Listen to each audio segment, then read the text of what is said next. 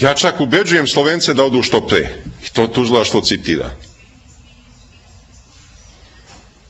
Za vas Slovence Srbija predstavlja vrlo ozbiljnu nenadmašnu silu. Jer Slovenci su se junačili kao oni su u stanju da pobede, oni su ratnički narod, oni su i tako dalje. Oni nikad ne bi imali državu da i Srbija nije oslobodila u Prvom svjetskom ratu.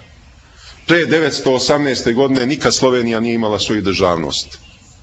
Kao tako, kao Slovenija. Uvijek su bili predstavljali austrijska vojvodstva. Vidite, dok su Srbi dobre volje, idite. Posle nećete moći.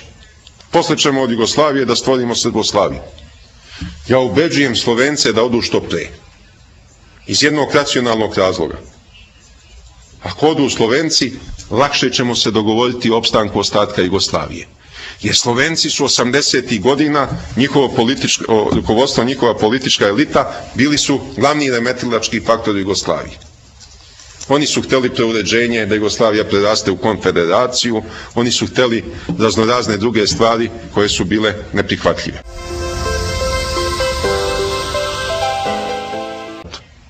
Pre 918. godine nikad Slovenija nije imala svoju državnost. Kao tako, kao Slovenija. Uvijek su bili predstavljali austrijska vojvodstva. Vrlo ozbiljnu nenadmašnu silu. Jer Slovenci su se junačili kao oni su u stanju da pobede, oni su ratnički narod, oni su i tako dalje. Oni nikad ne bi imali državu da i Srbija nije oslobodila u Prvom svjetskom ratu. Ubeđujem Slovence da odu što pre. Iz jednog racionalnog razloga. Ako odu Slovenci, lakše ćemo se dogovoriti o opstanku ostatka Jugoslavije.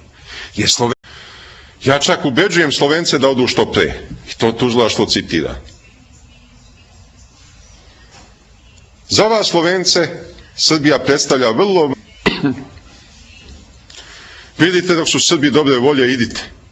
Posle nećete moći. Posle ćemo od Jugoslavije da stvorimo Srboslaviju. Ja ubeđujem